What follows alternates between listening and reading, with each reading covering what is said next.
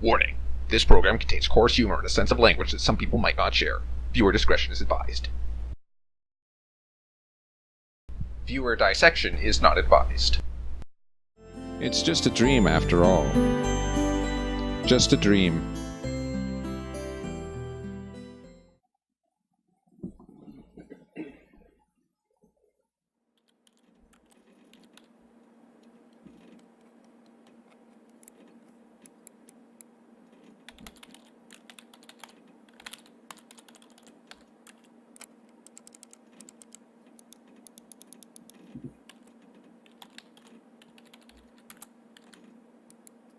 Oh boy, what's he looking at? Don't watch people. He's looking at 4chan. You can never trust the stuff on that site.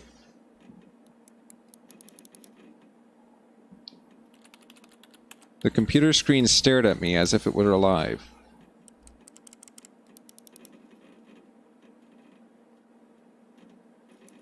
Sometimes it really did seem to me that it was conscious of itself, had its own thoughts and wishes, ambitions, that it had feelings, could love and suffer. As if in our relationship the screen wasn't an instrument. It was me who was the lifeless piece of plastic and textilite. There is some truth in that, probably because the computer provides 90% of my communication with the outside world. Anonymous image boards, some chats from time to time, rarely IRQ or Jabber, and forums even more rarely.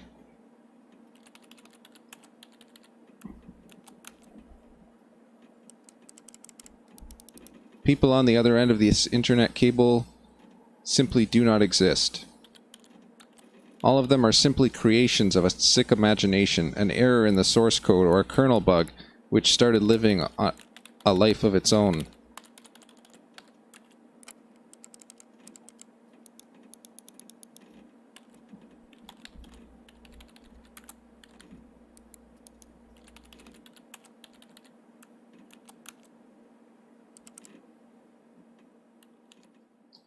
If one looked at my existence from the outside, such thoughts would seem crazy, and a psychologist would surely give me a bunch of sophisticated diagnoses and maybe write me a doctor's referral to the loony bin.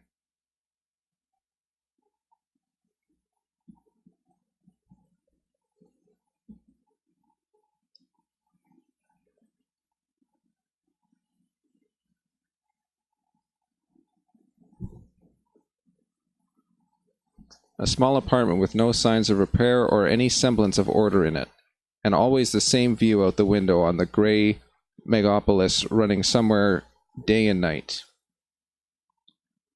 Such are the conditions of my life.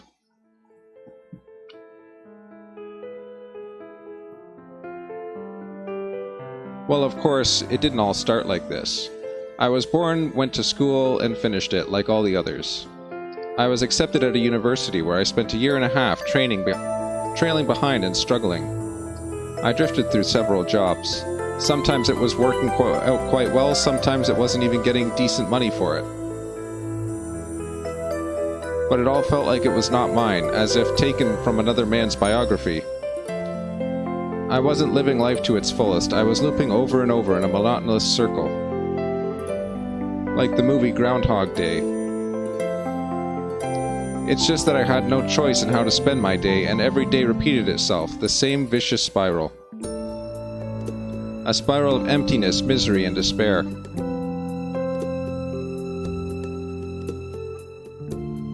For the last few years, I just sat in front of the screen all day. Sometimes there were menial jobs, sometimes my parents helped me. All in all, I was able to provide for myself. No wonder, really, since my needs are quite minor. I hardly ever leave my home, and my communication with other people is almost exclusively consisting of online correspondence with the anonymous, who have no real name, no gender, no age. So in brief, a quite typical life of a quite typical antisocial person of his time.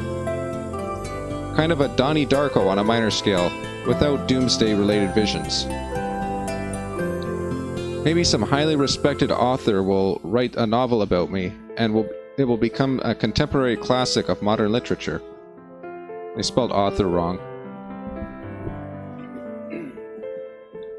Or I will write one myself. However, what's the point of fooling myself? I tried many times, but I couldn't even come up with a simple short story. I tried to learn many other things as well. Not gifted enough to draw. Programming, got bored. Foreign languages, takes too much time. The only thing I loved doing was reading, but still I never would have called myself a scholar. Perhaps I was an ace at watching anime and a grandmaster of lame internet jokes. If I were to get paid for it, I would probably be a happier person, and richer person too. But I doubt it will fill the hole inside me. Sorry.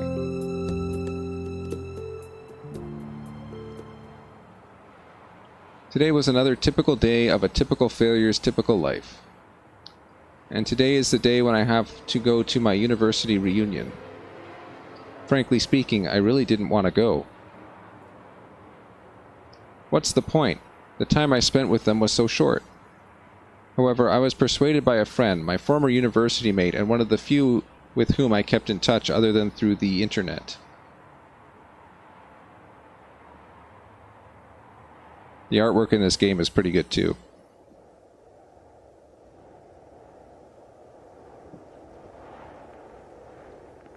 I love this intro sequence, by the way.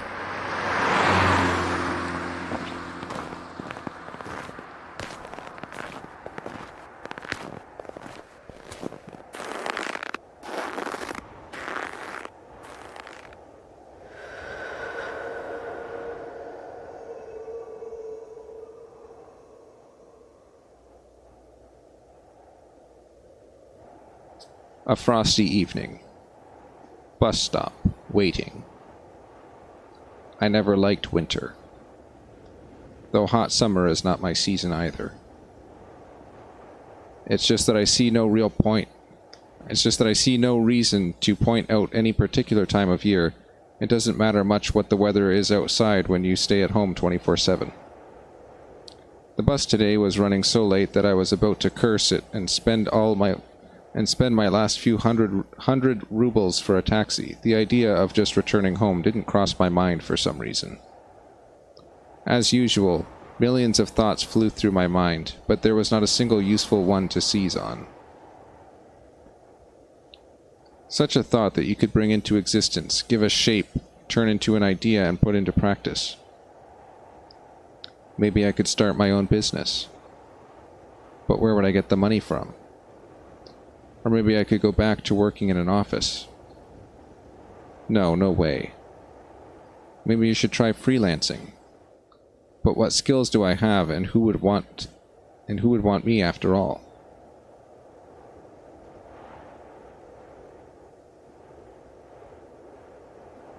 I suddenly remembered my childhood.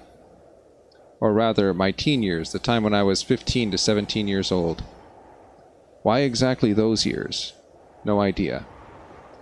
I guess it's because back then everything was much more simple. It was easier to make decisions, so complicated now, so simple then. Waking up in the morning, I knew exactly how my day was going to pass, and I always eagerly looked forward to the weekend. Then I could get some rest, have some time for the things I liked, computer, football, going out with friends. And then, the beginning of next week, I'd take up my studies again. Back then, there were no such worrying questions like why, who needs it, what will change if I don't do it, or what will not change. Oops. A lifestyle so casual for any normal person and so odd to myself today. That careless childhood age. It was also then that I met my first love. Her appearance and personality have vanished from my memory. Only her name remains, like a brief line from a social media network profile, along with the feelings which overwhelmed me when I was with her. Affection, tenderness, desire to care for her and to protect her. Sadly, it didn't last long. Today I can hardly imagine something like that happening. I would probably like to meet a girl, but I don't know how to start a conversation, what on earth to discuss, or how to attract her. Well, I haven't met any suitable girls for a long time. But where could I meet one anyway?